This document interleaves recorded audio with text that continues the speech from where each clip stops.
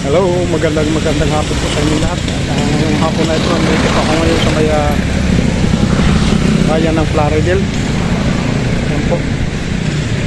Kung saan nandito po itong mga makalumang bahay ng Plaridel. Ito po.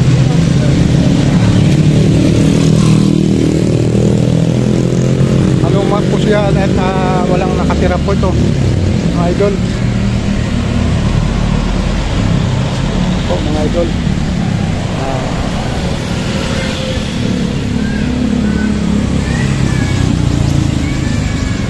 at dito rin po sa may katabi lang po nito,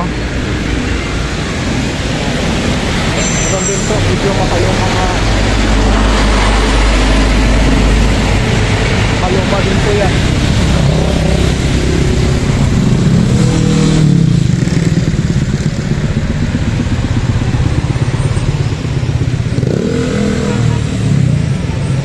So yan po, dalawang palapag din. Yari po rin yan sa kahoy, yung bahay na yan, mga bahay ng araw sa nananatiling na ito ay preserve po nila na papangalagaan na struktura nito.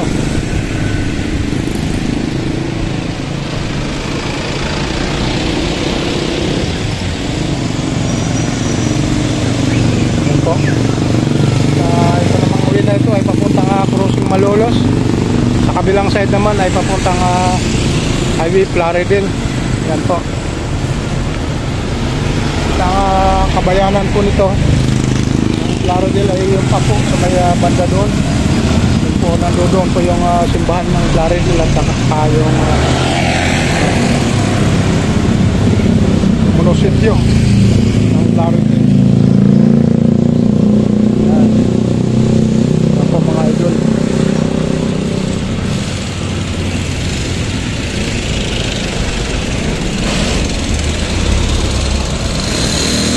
Dito naman po, meron po dito nga medyo mas nakalumang bahay ng Plaridel.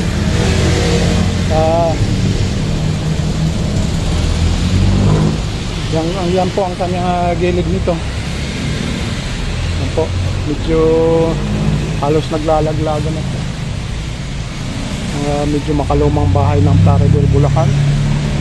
At ito yung kanyang bakod. Dito po sa bahay na luma na ito ay mayroong mga naglalakihang puno na nakapaloob po dito sa bakod na ito.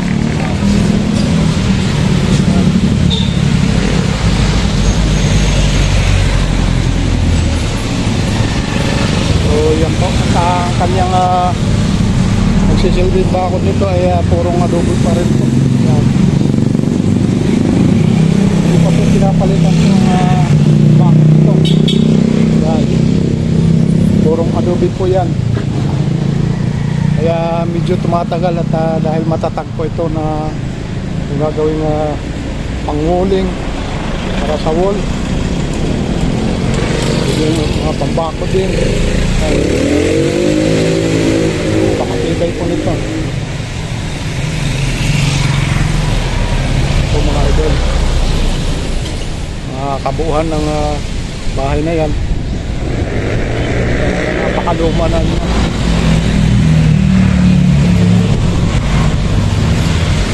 Ilang dekada na po ang luma nito.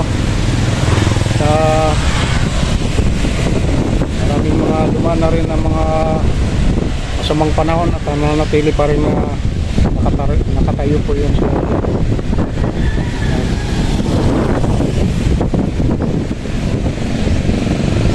yan po mga idol, ay nagsisilbing inspirasyon na lang po sa ating mga nakaraang panahon.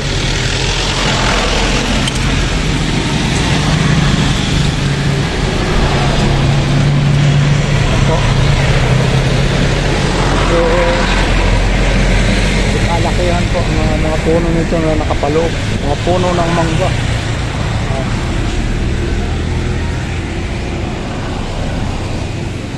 So yun po muna ang ating update ngayong hapon na ito. At maraming salamat na rin sa inyong lahat.